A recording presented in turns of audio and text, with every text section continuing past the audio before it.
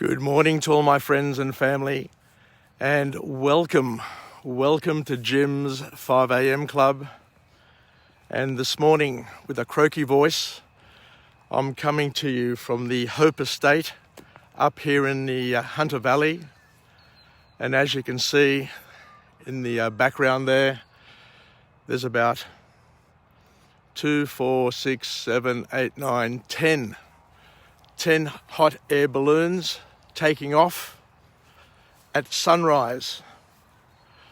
You can see the sun rising over there in the east, and it's an absolutely magnificent day. It was raining yesterday, but today promises to be an absolute cracker. And I'm so blown away by this magnificent area here, this concert area. As you can see, you got this beautiful commanding stage area with the backdrop of gum trees, a beautiful picturesque sight, and a glorious place to be. I will definitely have to organise with my wife Paula to take her on a hot air balloon trip. Could you imagine being in one of those hot air balloons, being taken up in the gentle currents and seeing the sunrise over the vineyards with the mist? It's absolutely glorious. Anyway, let's go on a walk and talk, because I am blown away by this area. I didn't quite expect to see as much beauty as what I can see here. But let's go on a walk and talk, because there's a mob of kangaroos down there on the border. So what I think I might do is just turn the camera and commence my 5 a.m. club and give you an opportunity to vicariously experience what I'm experiencing here, up here in the Hunter Valley on this glorious morning. Here we go. It's a little bit cold, but not all that cold. So what we'll do is, I think we'll do a book summary. Let me just have a look at my notes. And I have a croaky voice today, so I had a few drinks last night with some of the boys, with Sam and Bill, and I sound a little bit worse for wear, but I'm not that bad. But as you can see, we've got those hot air balloons just gently drifting. I was kind of hoping that they'd come over the top of me here, but the breeze seems to be pushing them. Not too fast, not too far, but it's an experience which I definitely want to take up with Paula. Anyway, what are we going to do today? Let's have a look at the book here. So the book summary that I want to cover this morning on this glorious sunrise morning here at the Hope Estate is entitled Brain Rules by John Medina. Brain rules. So what can we learn?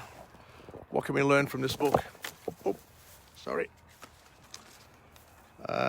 Brain rules. Here we go. So brain rules.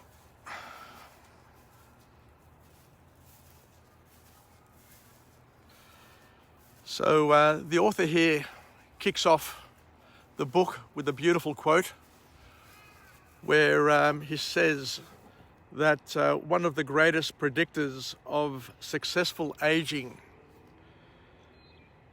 they found, is the presence and absence of a sedentary life. So what does that mean?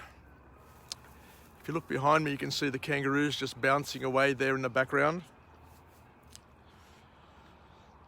So this author here talks about the importance of being active, but also being inactive in order to live a long time. So let me go over here on the hill.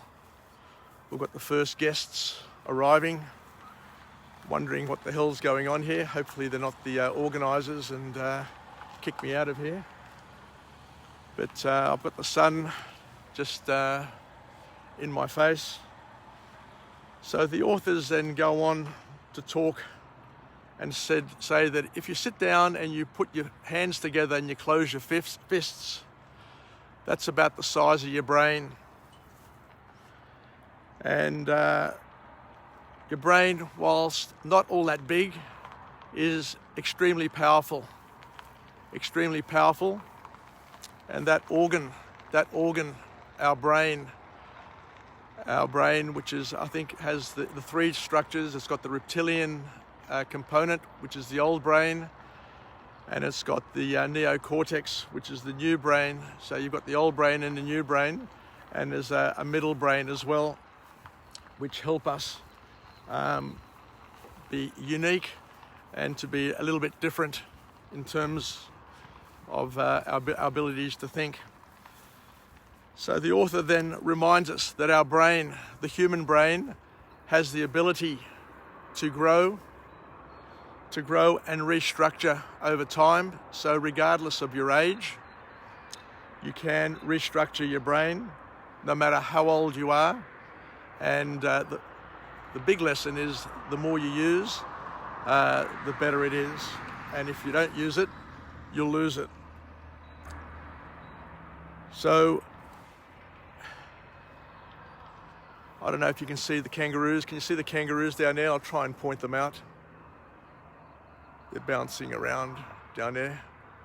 There's a mob of about 5 or 6 kangaroos. There's a couple of massive ones down there as well. So let's get into this book summary now. So I can do a few more 5 a.m. clubs throughout the morning. I'll get the sunrise happening so you can enjoy that whilst it's just coming up over the horizon. So the author then goes on to say that your brain and your body work better if you exercise more. So it's all about movement. Move more will help your brain, and it will also help all parts of your body. Because when you move, according to the author, so when we move our bodies, all parts of our body, including our head, get better at taking in the nutrients that we ingest through eating. The blood flow around the body improves, so activity enables our blood to flow better, to flow around our bodies, and the blood flow increases, and new blood vessels are created by our movement. So exercise creates more blood vessels, and the more blood vessels we have around our bodies, around our cells, and all of those things enable waste to be discarded and nutrients to move in and out of cells. So the more we move, the more we develop and build the capabilities in our bodies. And I think those hot air balloons are actually coming towards me now. So there's no breath of air here at all. So I don't know in which direction those balloons are coming, but we could be lucky and have them hovering above us very, very soon. There's about 10 hot air balloons, as I mentioned before. I'm at the Hope Estate. Behind me is the big concert area where Dimitris Bassis will be singing this afternoon. So έχουμε γλέντι εδώ πέρα, ελληνικό γλέντι. And I just can't wait to catch up with a lot of my friends. There are lots and lots of people coming from Sydney, and it's going to be a massive event.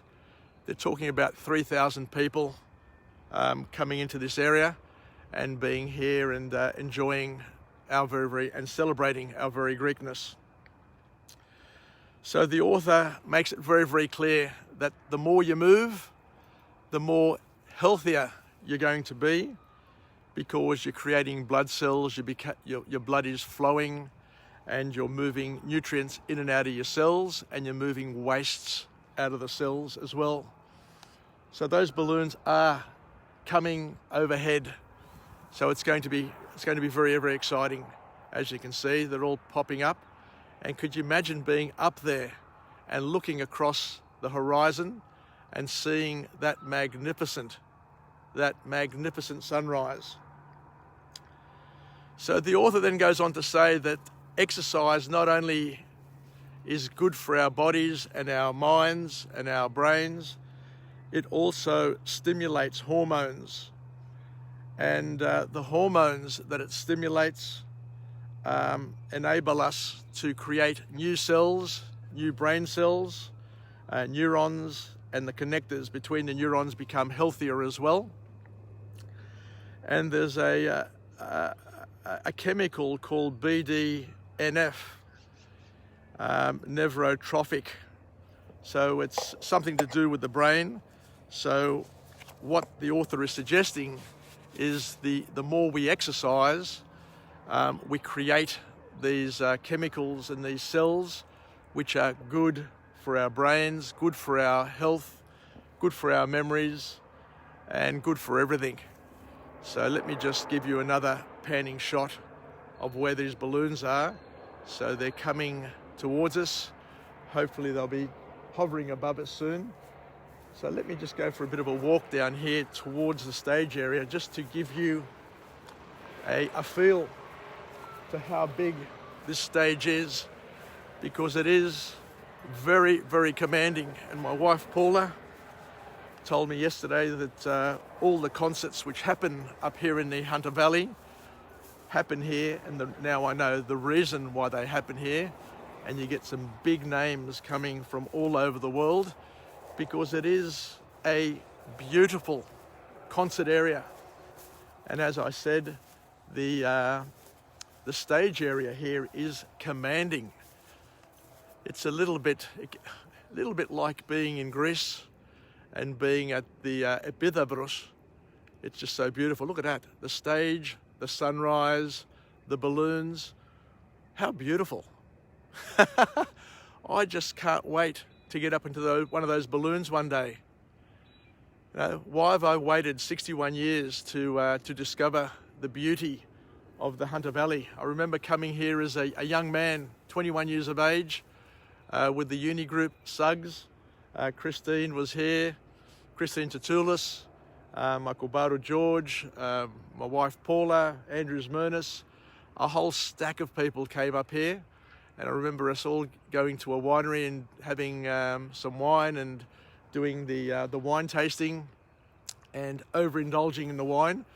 But it was just a wonderful experience, and I'm going to be reliving it today with a lot of my friends, hopefully.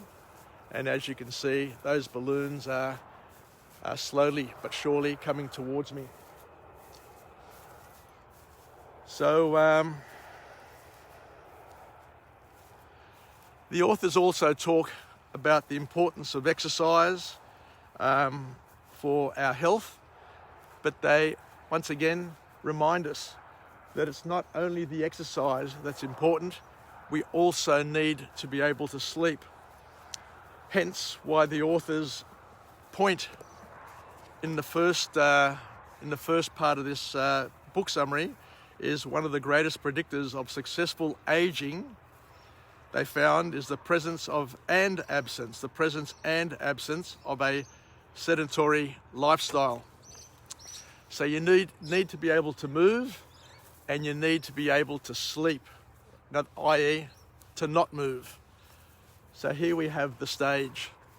Look at how commanding that stage is. Could you imagine later on this afternoon, the Methodist buses up there singing and making the most of this performance space? And we've got the balloons, the hot air balloons. We've got the sunrise. This is just magic. For me, this is what Jim's 5 a.m. Club is all about.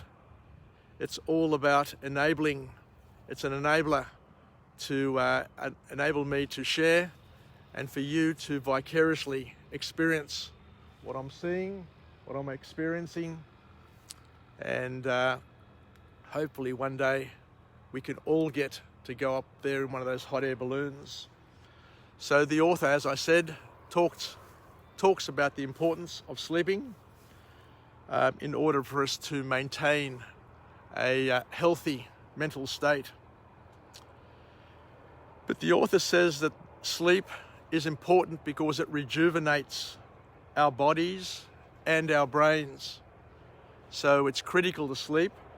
And I've learned something new. I didn't quite know this before, but if you don't sleep, the sleep that you miss out on, you create a sleep debt, which rolls over to the next week, to the next week. So the more sleep you miss out on, the more sleep you need to catch up on in order to live a healthy lifestyle. So good sleep makes you intellectually stronger, is the point that comes out of this book. And the next point is an interesting one. Once again, I didn't know this, but the author says that what happens, and I'll get that little angle there because it's just so majestic and just so commanding, I guess is the best way of saying it. This stage is big. That 10% of people are night owls. That means that they like staying up late at night. 10% of people are larks. They're early morning risers, I guess, like myself. I love getting up in the morning, and hence why I've published this book summary, or these episodes called Jim's 5 a.m. Club, because I like getting up at 5 o'clock in the morning, getting out and about and just expressing the beauty of this land around me. And they reckon that the rest of the 80% are called hummingbirds because they alternate between late and early. I guess to a certain extent I'm a hummingbird as well, because I do like getting up early, but I also like staying up late. So there you go. 10% of people are what do you call it? Are night owls, stay up late. 10% are larks for early, and 80% are hummingbirds, which like just night and day. I guess if you love life, then you're capable of getting up early and staying up late. Because what they say is one of the greatest things that you can do is to have a habit, to have a passion that will keep you up late at night and get you up early in the morning. So the last point to come out of this book, and as I say, I'm coming to you from the Hope Estate. It's the Greek Fest, the Greek festival today up here in the Hunter Valley, and we've got 3,000 people expected to come up here, and it's just a glorious morning. So the last point to come out of this book summary from this author is that the best way of learning is to try and get information from both visual and audio formats. So what does that mean? It means that the more senses, this is a very, very important thing for everyone, the more senses that you engage when learning, the better the learning experience will be, and the greater the chance of the learning sticking. So what we're all called to do is, when you want to learn something, use your ears, use your eyes, and use various senses, and the stronger that that sensory experience is, the greater the learning experience. And I use this to reflect, and I've noticed this in the past as well, that I'm not sure how other churches operate, but the Greek Orthodox Church, it's a sensory experience. It's visual, it's auditory. You can smell the incense. You can touch and feel. You kiss the icons. So each of your senses is engaged within the within the experience of the liturgy. So, and I guess from that perspective, that's why I love going to church, because I can feel, I can express, and I can participate in my faith in a way which is multi-sensory, and that way I get, I guess, the best experience from it. And from this book, I can understand how using all of the senses to engage in an experience makes it even more special. And let me just have a look up so you can see the hot air balloon. So that hot air balloon is between me and that magnificent sunrise. If I pan around, you'll see the sky just peppered with these beautiful hot air balloons, and it's something that I definitely want to do. So let's finish off on a high note. So let's finish off with a positive affirmation. I'm alive, I'm well, I feel absolutely great. To my friends and family, thank you for joining me on this special episode of Jim's 5am Club. I'm here at the Hope Estate for the Greek Fest today, and I look forward to doing a few more vlogs and coming to you throughout the day, because I'm on a journey to get to 1,000 vlogs by my 61st birthday, which is coming up next Thursday. So I've got quite a few to do, and I've been very lengthy on this one here, but I did get excited. I did get excited when I saw all those balloons going up into the sky and being presented by a perfect morning and a perfect sunrise. So thank you very much for joining me, and tatapume. Pilakia, take care, enjoy your Sunday, and whoever is coming up here today, let's hope that we can catch up and enjoy this wonderful performance space. Yassas from Jim's 5am Club, the Hunter Valley, and bye for now. Ciao, ciao.